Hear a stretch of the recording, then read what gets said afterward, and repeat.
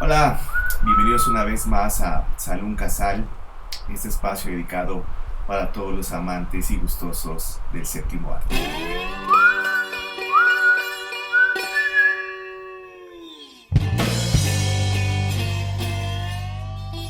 Bueno, y pues continuamos en septiembre, continuamos haciendo videos acerca del cine nacional o lo que circunda y redondea al cine de nuestro país. Tal es el caso del tema del día de hoy, ya que va en direcciones opuestas y que es acerca de México y el extranjero. O sea, sí, cómo México ha visto el extranjero o ha filmado el extranjero y cómo el extranjero o estos territorios foráneos han filmado o visto México. Yo traigo dos películas como siempre para compartir, así que bueno, pues comenzamos con la primera de ellas. La primera es una cinta de 1965 que se llama El niño y el muro y es una de las películas rarezas de Ismael Rodríguez.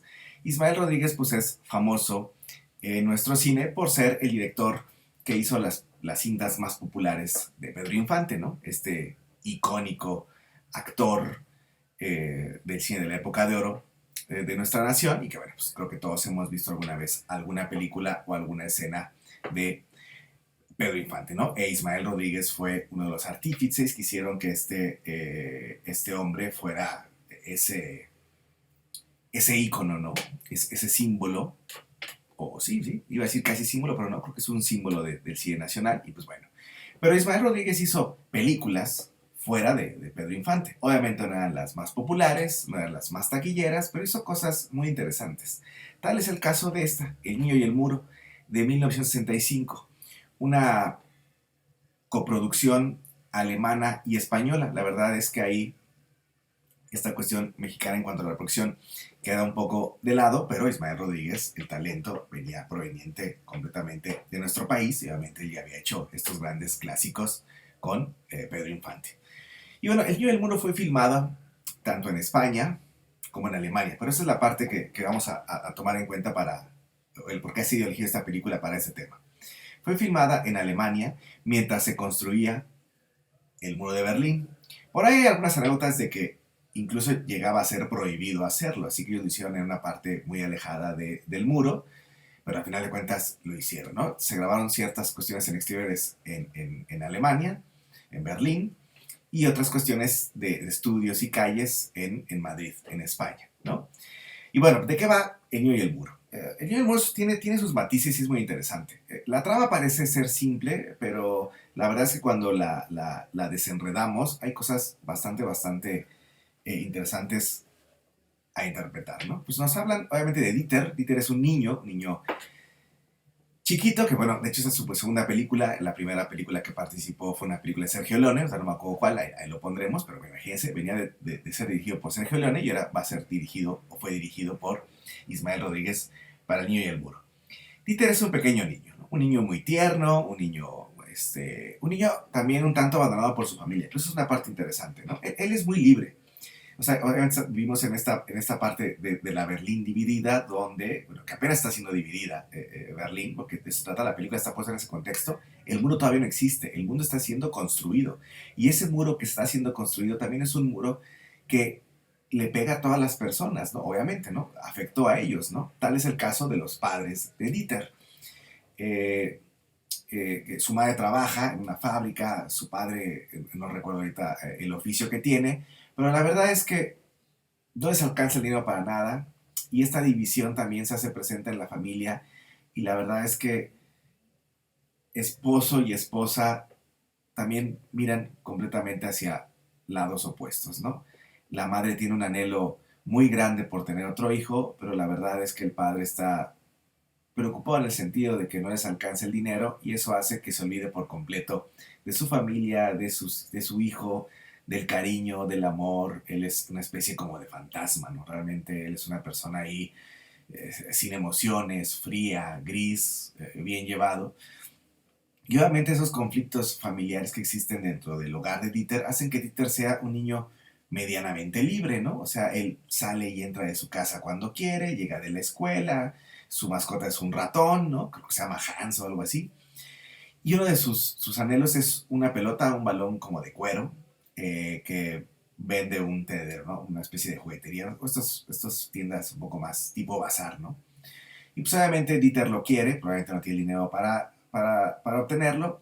Pero en algún momento muy importante de la película, cuando la madre habla con el esposo y dice, oye, tu hijo existe, tu hijo no te quiere, pero no es que tu hijo te odie, ¿no? Tu hijo te tiene miedo, ¿no? Nos habla de también esta afectación que tuvo, que a veces no se habla mucho de ello, la afectación que tuvo en la infancia, la construcción de este muro, la división de un país, ¿no? La división de una nación, ¿no? El cómo pasamos a hacer que unas personas estén tan cerca, a veces por centímetros, probablemente estén tan lejos, ¿no? Políticamente, ¿no? Cómo la política nos aleja emocionalmente y podemos construir ese tipo de bordes o limitantes tan absurdos. Pero bueno, de eso va un poco la película.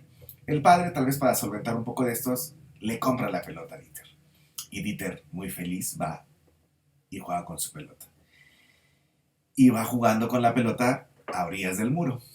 La patea y la pelota se va del otro lado del muro. Entonces, y es imposible que él pueda obtener la pelota porque obviamente es otro país, es otra nación, es una división que va mucho más allá de lo que un niño puede llegar a entender.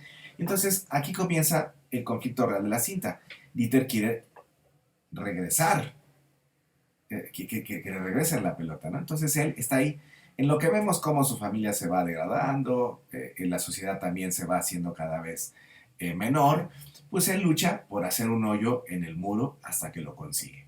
Y consigue hacer un muro en el hoyo y se encuentra del otro lado a una niña que tiene su pelota, ¿no? La niña le regresa su pelota y comienza una amistad muy infantil y muy virginal entre este niño y esta niña. Y este niño y esta niña nos harán entender que esas divisiones tan absurdas, políticas, sociales, no sirven para nada. Seguimos siendo seres humanos que necesitamos tener ese contacto, necesitamos tener esas relaciones. Olvidémonos completamente de las fronteras. Es una película de 65, esto se había dicho mucho antes, pero esta película es muy clara y creo que ayuda mucho que sean unos niños quienes lo dicen, ¿no? Que sean unos niños quienes lo demuestran, quienes lo comentan, quienes lo hacen ver, ¿no? Y ahí está la importancia de ello, ¿no? Obviamente después, a través de las dudas y las posibles virginales o lozanas respuestas que hacen los niños, es que ahí está la verdad, ¿no? No hay más que la honestidad para entender que eso que está pasando en Alemania, esa construcción del muro, es un error, ¿no? Y Ismael Rodríguez, y en esta película, lo está demandando, ¿no? Es una crítica a ello, ¿no? No lo hagan. Vean todas las cosas que pueden pasar si vive en un país. Lamentablemente, como sabemos, el muro terminó de ser construido y no sería hasta finales de los 80, principios de los 90 que caería para otra vez a reunificar a Alemania, ¿no? Un momento muy gris y muy absurdo de estas guerras políticas que se han vivido en nuestro mundo por dos sistemas socioeconómicos también dispares y por egos de filosofías o ideologías políticas que no sirven de nada. Una película muy interesante que la pueden disfrutar y por aquellos, seguramente la habrán visto algunas personas, los que les gusta el cine mexicano, los que no, pues bueno, acérquense a ella, es una película fácil de ver, muy al estilo de esta ternura de los niños que se hacían en las películas mexicanas, pero una pequeña rareza, perdón, en la filmografía de Ismael Rodríguez, por esto que les decía, nosotros ubicamos a Ismael Rodríguez siempre al lado de Pedro Infante, pero por aquí pueden ver una película alejada de ello, que por tanto no fue tan taquillera y tan popular, pero que creo que es un clásico o debe ser considerado como un clásico del cine mexicano. Esa fue la primera película, que de hecho pues aquí la tenemos, El Niño del Muro. El niño lo hace Nino del Arco, es el niño, y Yolanda Varela, que es la niña, ¿no? Es una película bastante interesante. La verdad es que no es difícil de conseguir, así que bueno, El Niño y el Muro de Ismael Rodríguez es nuestra primera opción. Y la segunda es, nos vamos al revés, ahora es cómo el extranjero ha llegado a México y cómo lo ha retratado. Y yo me voy pues, por la película tal vez más obvia y lógica e histórica sobre ello. Es Que viva México, de Sergei Mikhailovich Eisenstein, ¿no? El gran maestro del cine, el padre del montaje, uno de los primeros grandes teóricos. Él no solo fue realizador, sino fue una persona que aportó muchísimas cosas. Este fue de las primeras personas en decir que el cine iba a ser arte. Bueno, es una figura histórica en cuanto a estudios, en cuanto a técnica, en cuanto análisis y comprensión de lo que el cine, cuando el cine apenas estaba naciendo, Eisenstein es una figura importantísima. Tiene grandes películas como Huelga, Octubre, El acorazado Potemkin, del que ya hemos hablado. Y bueno, en algún momento él vino al continente americano, él vino aquí a Estados Unidos, creo que a Hollywood intentó filmar, pero probablemente no hubo una comprensión de sus métodos con los que tenía aquella incipiente industria.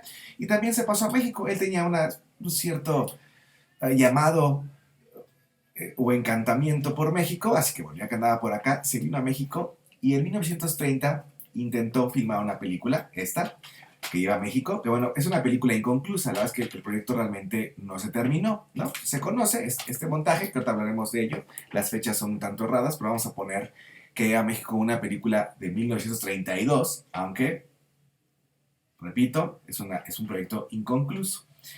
¿Qué era lo que intentaba Eisenstein? Esto no era una película como de ficción tal cual, era más bien una especie, voy a ponerlo así, de ensayo cinematográfico, ¿no? O un protoensayo cinematográfico, ¿no? Y después el ensayo cinematográfico sabemos que lo maduró de una mucho mejor manera Godard, ¿no? Por ahí de los años 60, cuando se pelea sus primeros pleitos con el cine, y se pasa a la televisión y al cine casero y demás, bueno, esa es otra historia.